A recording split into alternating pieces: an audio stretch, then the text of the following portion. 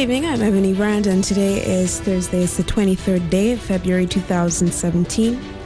This is the SKN News Now, evening edition. In the headlines tonight, nationally, St. Kitts Nevis Labour Party leader, Right Honourable Dr. Denzil Douglas, is urging Kittitians and Nevisians to protect their political franchise.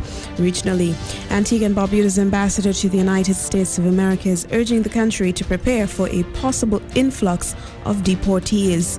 Internationally, refugees are fleeing the United States in droves and making their way for Canada.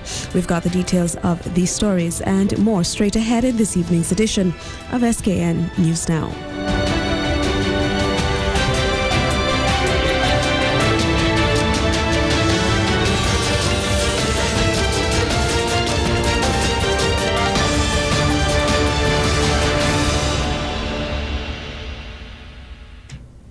Leader of the St. Kitts Nevis Labour Party, the Right Honourable Dr. Denzil Douglas, has revealed disturbing developments concerning the status of the Electoral Commission.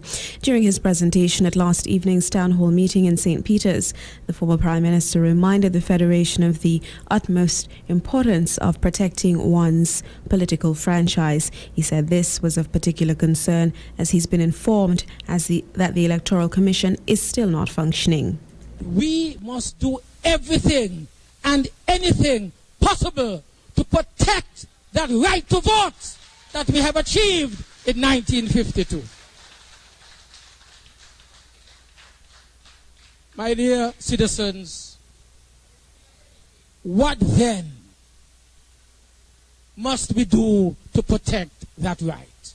First of all, we look at our Constitution, which speaks to protecting that right to vote.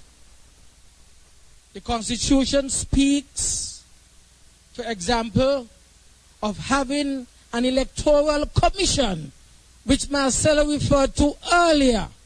Don't have to repeat that. The electoral commission is put in place according to the Constitution by the Governor General. 3 people. He consults with the leader of the opposition and names one person. He consults with the Prime Minister and he names another person. And then he consults with himself and he names the chairman of that commission. 3 people. And as you were told earlier, the function of that commission is to supervise the supervisor of elections.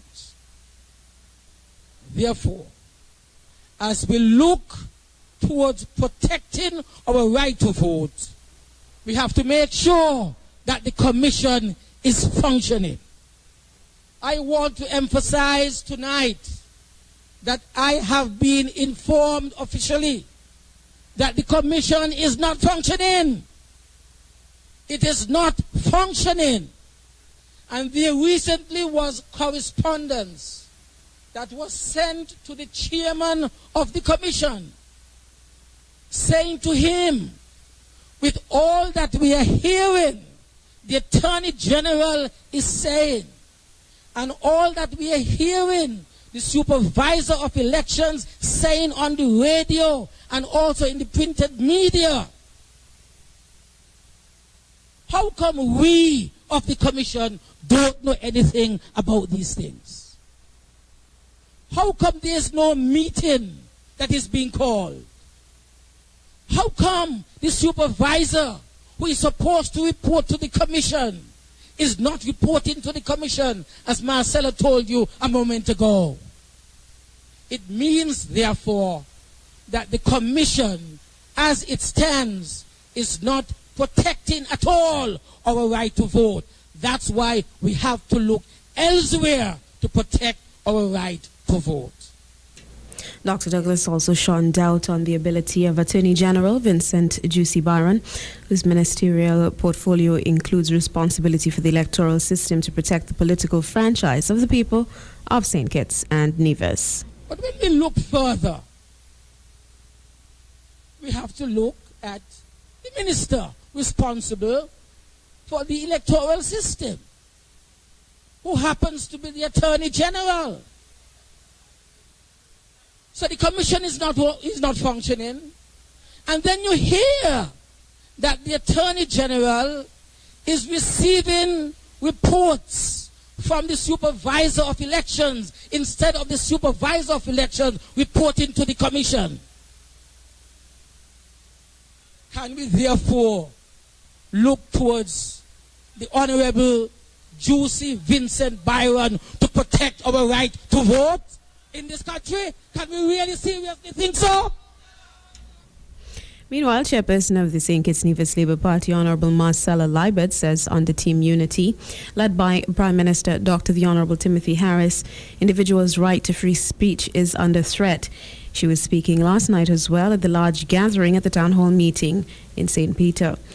There, she said the government was using emotional and economic violence to stifle citizens' freedom of speech as its influence extends past the civil service and into the private sector.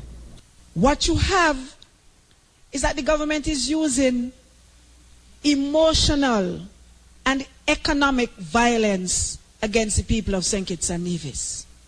If you look at what's happening, you would know that probably about 40% of the public sector, including the statutory corporations, are controlled totally by the government in terms of employment.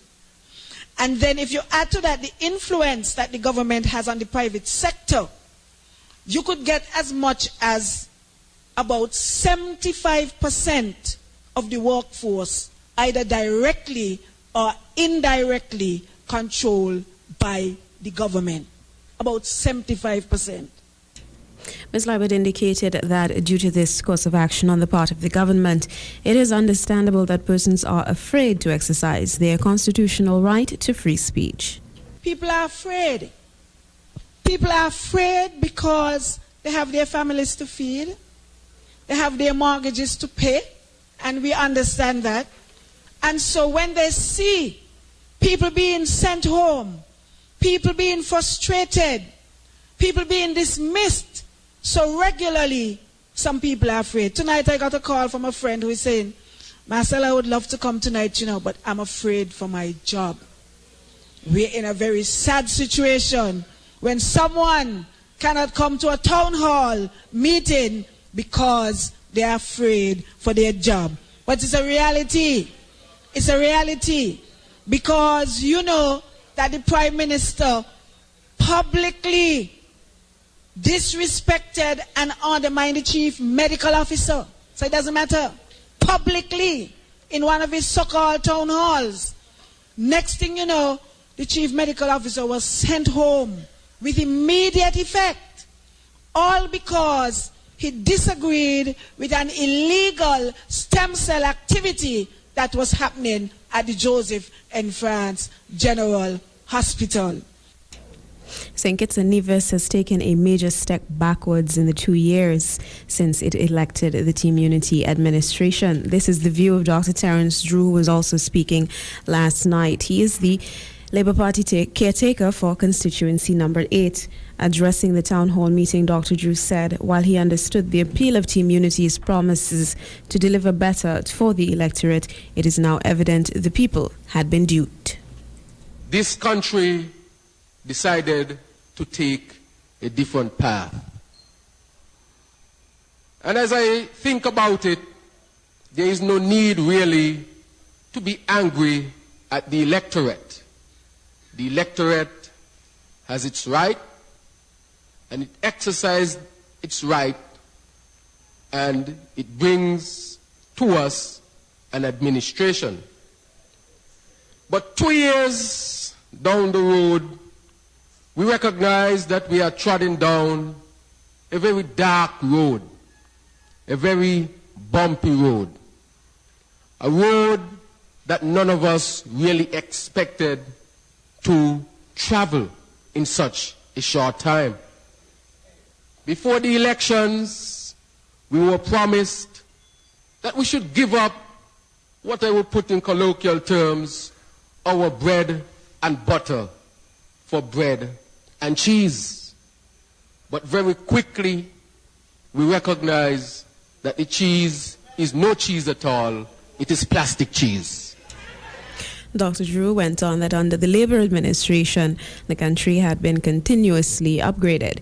In just 2 short years, however, he pointed out that the Federation has taken a gigantic step backward, returning to a state of affairs resembling the days of colonialism. We have upgraded everything here in our St. Kitts and Nevis. We have upgraded even the very shoes that we wear. We used to be barefooted. We went to joggers. We went to battle speed right. We went to kick and stab. And then we went up to Nike shoes. Upgraded. Upgraded. We even upgraded the very television that we watch today. We went from no TV to black and white TV, to color TV, to plasma TV, flat screen TV, and now today we have smart TV. You know that? We even upgraded our means of transport. We went from walking to donkey, donkey cart, donkey with a crook. We went to bicycle. We went over to trucks. Until today, we are driving our personal cars. So if we have upgraded in all those areas, why haven't we upgraded in our governmental system? Why haven't we upgraded our governmental system? We have gone back. We came from slavery to colonialism, to statehood, to independence, and now we've gone back again to colonialism. Why do I say that? I don't want anybody who think that I'm being extreme when I say that. But we have gone back to the days where a family can control our St. Kitts and Nevis. A leader and his family can control our St. Kitts and Nevis. That was Dr. Terence Drew. Commissioner of Police Ian Quealy has provided insight into improvements to the police recruitment process. At a press conference this morning at the police training complex, Commissioner Quealy noted that psychological assessments will soon be included in the vetting process for new recruits. The Human Resource Department within the police force has reported that the quality of our recruits is significantly improving, and a number of our new recruits are enlisted with first degrees. Police service is again becoming top choice for nation's sons and daughters. We encourage you to encourage them to come forward to serve. We will need our nation's brightest and best in areas such as accounting, chemistry, law, and other disciplines as we fight against crime. And this fight becomes more technical and complex. We will also need those with language skills as our federation becomes a more diverse society. To ensure continued high quality amongst our recruits, we have strengthened our vetting process to include polygraph testing, and very shortly we will be introducing the psychological assessment to ensure suitability for this type of work. Commissioner Quealy told KyssFM some months ago that the Royal St. Christopher Nevis Police Force's vetting process, as well as the vetting processes of other police forces in the region, has been undergoing structural change. He expressed that these changes are being made in conjunction with the Regional Security Service and are geared toward establishing a standardized law enforcement recruitment process throughout the Caribbean region. Finally, this evening, government is finally expressing willingness to hear the concerns of bus and taxi operators conditionally. Earlier this week, Minister of Transport Ian Liebert says the government is prepared to meet with taxi and bus operators to hear their concerns and attempt to arrive at a solution. In light of recent rumors of an island-wide bus strike, a caution was also issued to public transport operators that the proper channels must be followed in dealing with issues which may arise. Highlighting the importance of public transportation to the economy, Mr. Liebert said any issues encountered by the public transportation operators would be addressed according to guidelines within the Road Traffic Act. Under the Act, the Traffic Safety and Public Service Drivers Board exist to handle complaints, including those presently worrying bus drivers in particular. The board consists of representatives of the Ministry of Communication, the Ministry of Tourism, the Royal St. Christopher and Nevis Police Force, Public Works Department, the Taxi Drivers Association and bus associations. Indicating that there will be a meeting of the board on February 28th, Minister Liebert said he would await their advice and recommendations. Offering no firm commitment on the issue of the standoff with public transport operators, the minister's advice was that they should forward their concerns to the Traffic Safety and Public Service Drivers Board, who will then communicate with him, at which time he in turn will make an appeal to the cabinet if necessary. Still to come tonight in regional developments, Guyana is getting help in the battle against illegal smuggling and trafficking. SKN News Now continues in a moment.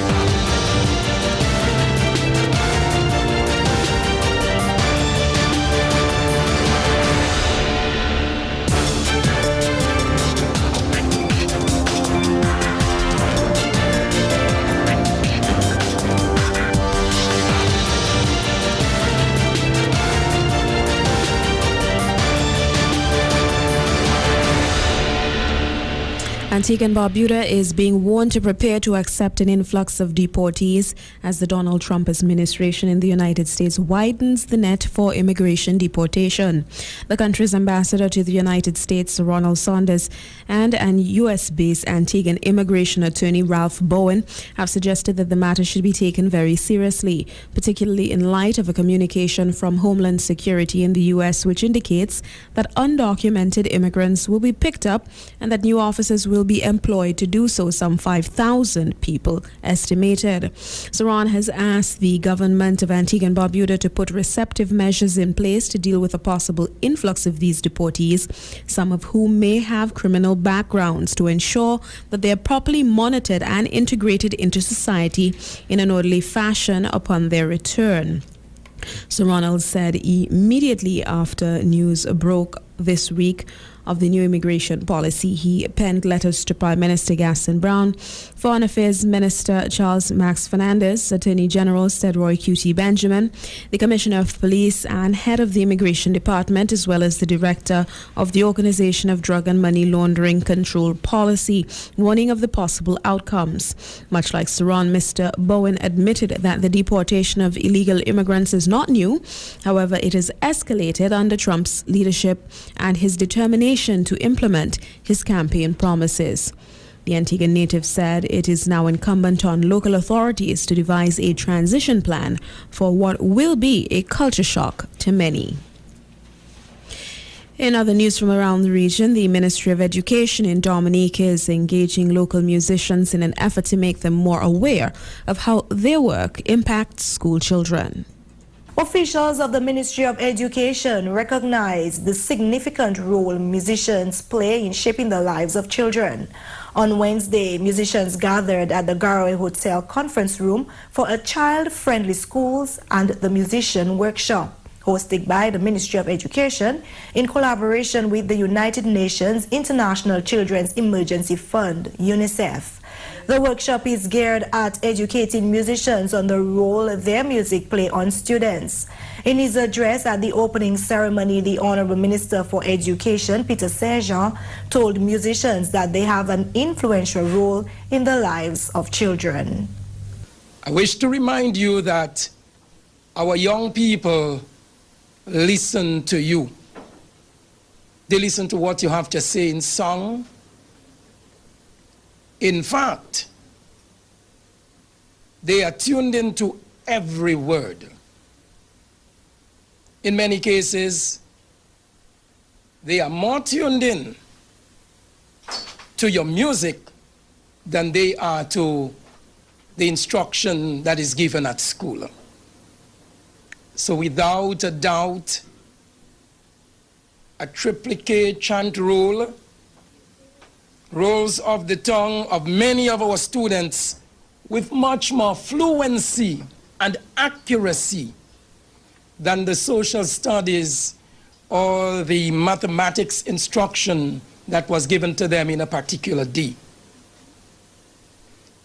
It means, therefore, that You are extremely influential. Honorable Seja encouraged the musicians to use their influence to mold young people into becoming positive individuals.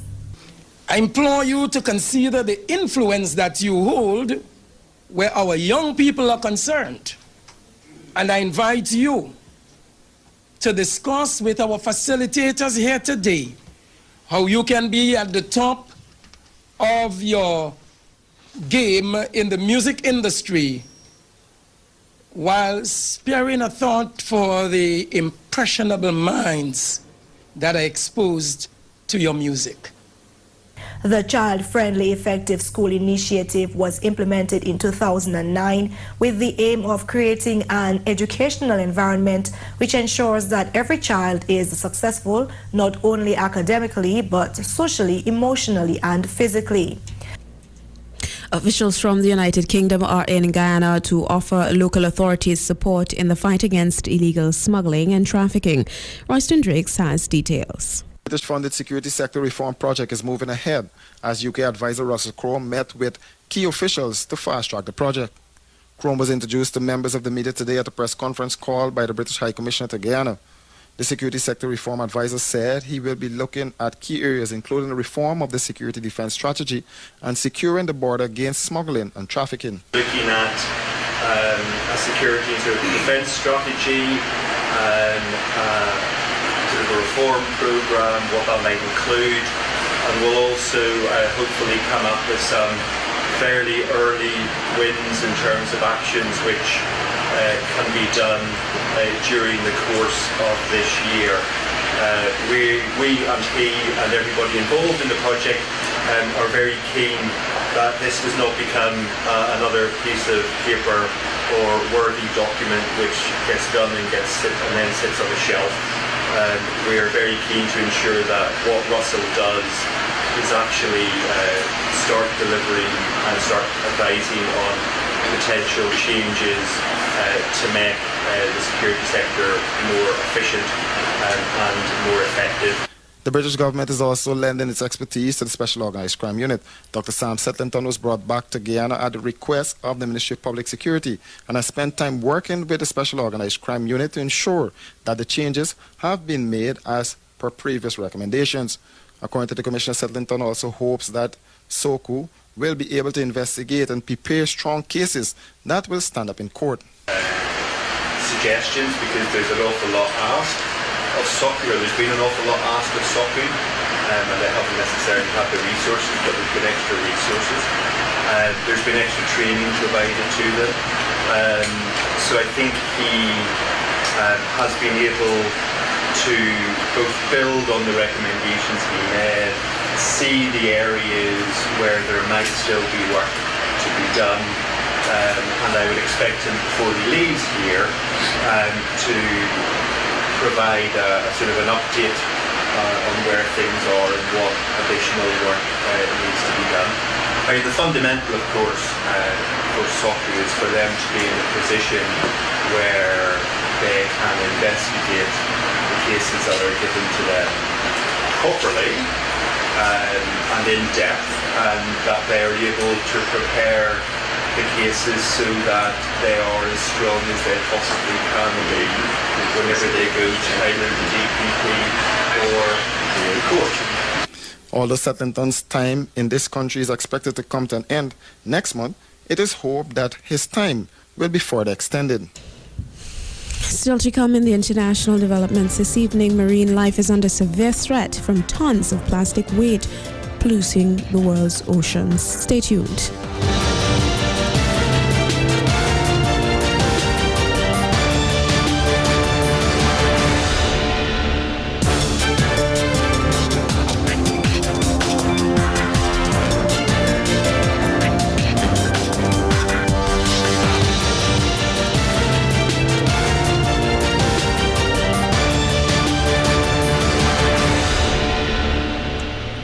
Many refugees in the United States are fleeing America as a result of expanded enforcement of United States immigration laws and an anticipated new entry ban from the White House.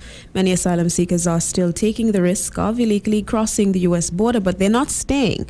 They're escaping to Canada. Okay, come follow me, okay? Looking for refuge, these Somali asylum seekers are illegally crossing the U.S. border, not coming in, but escaping to Canada. Donald Trump was elected, so I fear that I will not have an opportunity to be granted and to live as an asylum or refugee in the United States because Donald Trump hates the refugee. In the northern U.S. state of Minnesota, fear of deportation is driving many refugees to brave the freezing temperatures and knee-deep snow. It's a desperate journey. These men suffered frostbite and lost all their fingers except their thumbs. It was very, very difficult. In this Somali community in Minnesota, we were told that 90% are Somali Americans or Somali nationals holding U.S. green cards. The mosque's spiritual leader, the imam, says they all heard about the tragic border crossing and some fear they could become Trump's next target. Some people, they are not sleeping well, they are not happy. Every time they are talking what they can do. We are telling them to be okay. They have to pray God and they have to do their life. Community leader Abdarizaki Bihi is busy addressing what's been happening to families here. We are a community where almost everybody's missing a family member, or either they are in process or they're waiting for them. So we have seen quite a number of families that were concerned because their family members were stopped. We are very concerned about that. We want all those families to be reunited. There is no deadly terrorist attacks in the U.S. launched by Somali nationals or refugees, but in the past, there were terrorist organizations targeting this community, trying to recruit people to join their fight. Somali-based terrorist group Al-Shabaab produced this propaganda video in 2008. This is the story of the Minnesotan martyrs. Part of the video shot on the same street we visited, showing Al-Shabaab members may well have been here too. Support the jihad in any way that you can. It had such a strong influence in the community that at least one person fell into them and joined the fight with Al-Shabaab. He was the cousin of the community leader. A lot of people misunderstand radicalization, whether it's Al-Shabaab formerly or right now with ISIS. It's not something particularly with the Somali or Muslim community. There are about close to 220 Americans who joined ISIS, and Somali communities is a very small fraction of it. Bihi says he hopes to unite the people in his community to help fight terrorist infiltration, but he says Trump's policies have had the opposite effect, pushing Somalis away from America, where they no longer feel welcome. Pravin Gordhan, South Africa's finance minister, could lose his job in an expected cabinet reshuffle under the new budget. Trade unions also threatening a nationwide strike after the government cut the public sector wage bill. Tanya Page reports from Cape Town. Stop the nuclear deal!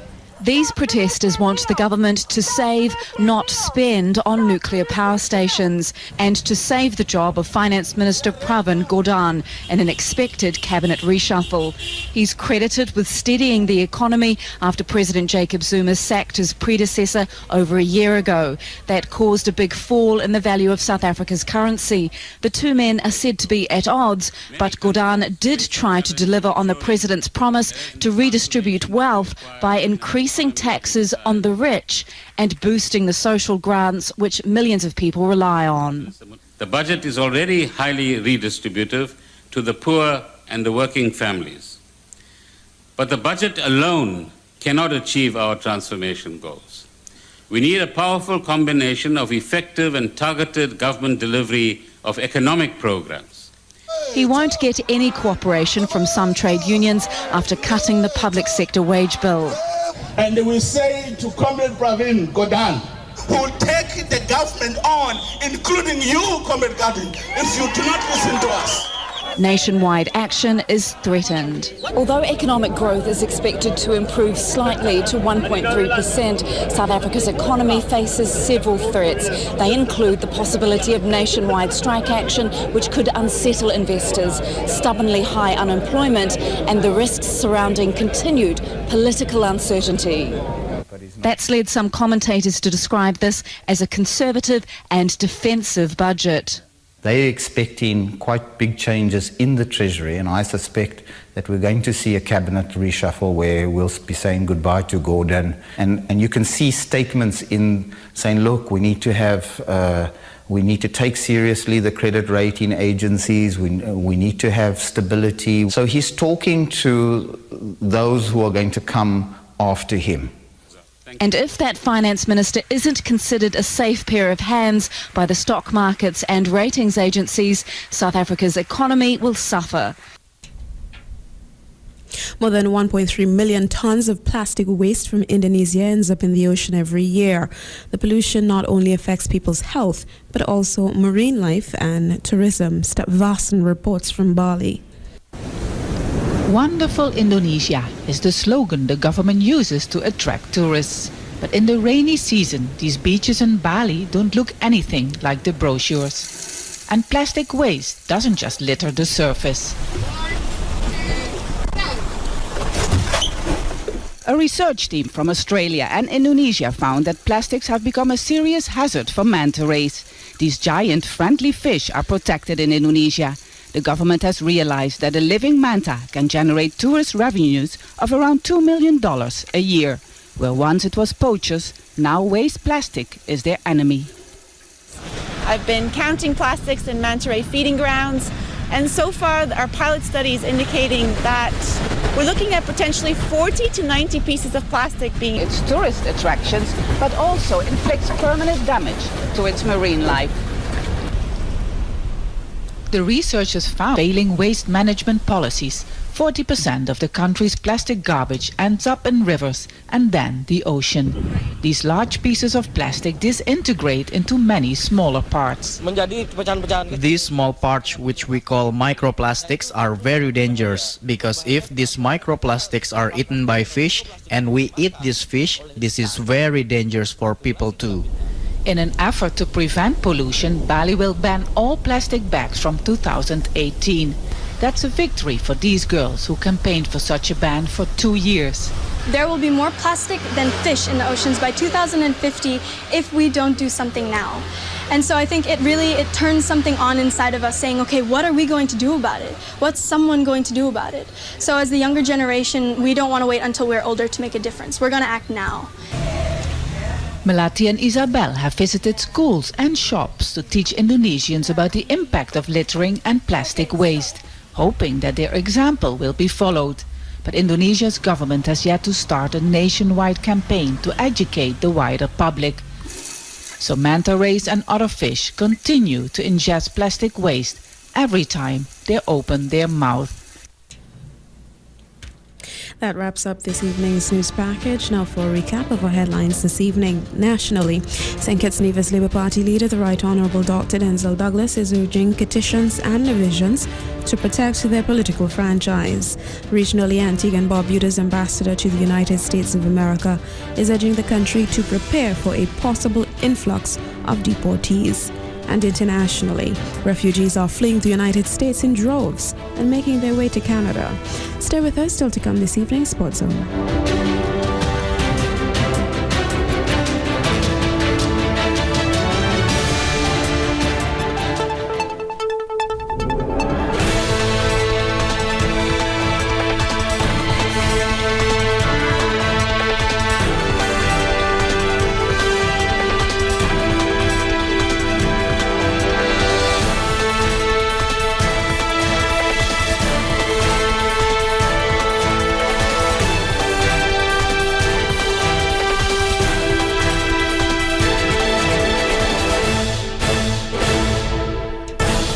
Tonight, our top story, Claudia Ranieri has been sacked by Leicester City. We've got the details in just a moment.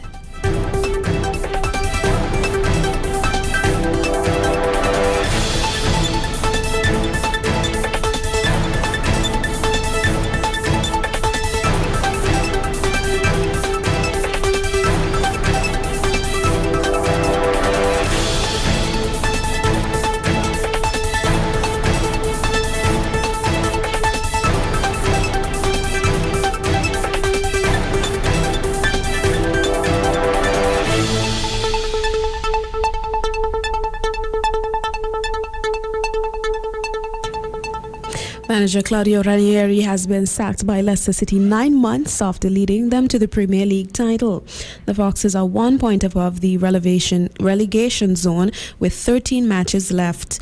In a statement earlier today, the board said it reluctantly felt that a change of leadership, while admittedly painful, is necessary in the club's greatest interest. Ranieri, 65, guided the Foxes to the title despite them being rated 5,000 to 1 shots at the start of the campaign. His departure comes less than 24 hours after a 2-1 defeat at Spanish side Sevilla in the first leg of their Champions League last 16 tie. The Foxes took the Premier League title by 10 points but have won just 5 top-flight games this season and could become the first defending champions to be relegated since 1938. They've lost their past 5 league matches and are the only side in the top 4 English divisions without a league goal in 2017. In other news, Budapest is to drop its bid to host the 2024 Olympic Games. This is according to a Hungarian government spokesman. More than 260,000 people had signed a petition against the plan, with opponents saying the money would be better spent on hospitals and schools. Los Angeles and Paris are the only other bidding cities after Hamburg pulled out in 2015, followed by Rome a year later. The International Olympic Committee will elect the winner at a vote in Lima, Peru in September this year. Hungarian government spokesman Zoltán Kovács told Reuters a decision to drop the bid was made after a meeting between Prime Minister Viktor Orbán and Budapest Mayor István Tarlós and the Hungarian Olympic Committee. The decision to drop the bid will be formally voted on by Budapest City Assembly. Fidesz, the governing party, said the decision was made to avoid a loss of international prestige, as the bid had a very small chance of success. Hungary is the only one of the 10 most successful medal-winning countries at the Summer Olympics never to have hosted the event. On to golf. Dustin Johnson is being hailed as the new Tiger Woods. Earlier today, ESPN's Scott Van Pelt discussed why Dustin Johnson should be feared as the best in the world despite his struggles in the past off the course, and how his story makes him compelling, especially in an age where fans are looking for a player who can impact golf in the way Tiger Woods did in his prime. The PGA Tour begins its Florida swing this week, which signals the run-up to the Masters, which is only 6 weeks away. For some of you, that's when you begin paying attention to golf. For others, maybe you don't at all. But the new #1 player in the world has the type of talent that is so easily digestible, so obvious, it might just appeal to you as well. Dustin Johnson became the 20th man to reach #1 in the official world golf ranking. The formula for figuring it out is convoluted. Nobody can really explain it. As Johnson himself put it, quote, "I don't really understand it, but I can read the 1, 2, 3. I guess that's all that matters," close quote.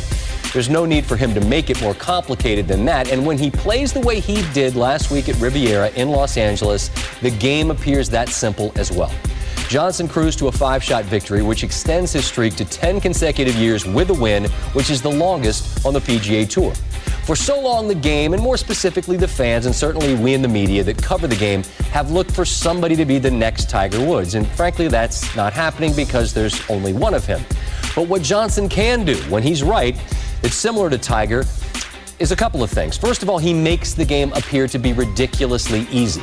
I think there are going to be a handful of times each year when he's right where he's simply not beatable, because if he plays to his ceiling, it's higher than anyone else's except maybe Jason Day or Rory McIlroy. Obviously, Tiger did that. Also, like Woods, Johnson overpowers golf courses. His length allows him to play a different course than most of his peers. I've often joked that DJ walks like a panther. The guy's 6'4", he's lean, he's outrageously athletic, he never appears rushed or bothered, he just glides around the golf course. Now, this is a game that can crush you between the ears if you have doubt. If that happens, you've got no chance. After winning in LA, Johnson said, quote, "I think I'm a great player. Before, I wouldn't have thought I was the best player in the world, but now I can say it," close quote. Well, he can, because at the moment he is. Now, if none of that is of enough interest to you and you need the tabloid element, he's got that too. He's had his struggles off the course. There was no shortage of speculation on the specifics of his personal battles, though he never clearly defined them. He's engaged to Paulina Gretzky as well. She's the mother of his son. There's a long list of things that make both he and his story compelling. strictly from the golf perspective, it's only gotten more interesting. He's in a good place now, and his talent is matched by the knowledge that he's the best in the world, which is a scary thought if you're teeing it up against him, but it's fun if all you want to do is see where it takes him from here. NBA Hall of Famer Yao Ming has been elected as the chairman of the Chinese Basketball Association following the organization's 9th National Congress. Right after the election, Yao said he would sell his shares in the CBA Shanghai Sharks before next season.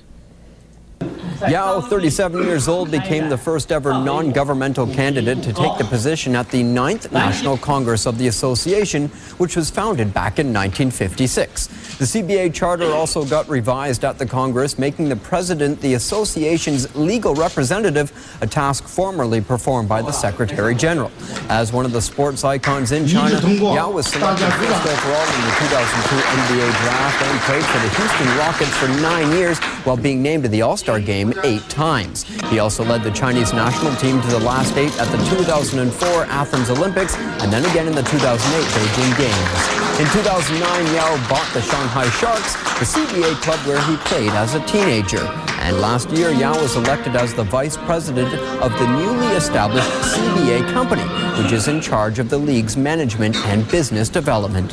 Since his retirement in 2011, Yao has been pursuing reforms of professional basketball in China. Right after the election, Yao spoke for the first time as chairman of the Chinese Basketball Association. I hope to cooperate with news media and cultural organizations to promote our country's basketball industry and to establish our own basketball museum and our Hall of Fame. I also hope that people who love playing basketball will not worry about finding a court. I want children in remote areas and underdeveloped regions to enjoy a high level of basketball competition. In all, I hope that more people will play basketball and for the sport to play an important function in promoting the economy, social stability, public health, as well as creating positive energy. And that wraps up this evening's edition of the SKN News Now. I'm Ebony Brandon on behalf of Kinney James and Leslie Joseph. I'm wishing you a very pleasant evening. Do stay tuned. Up yet, DJ Yardi.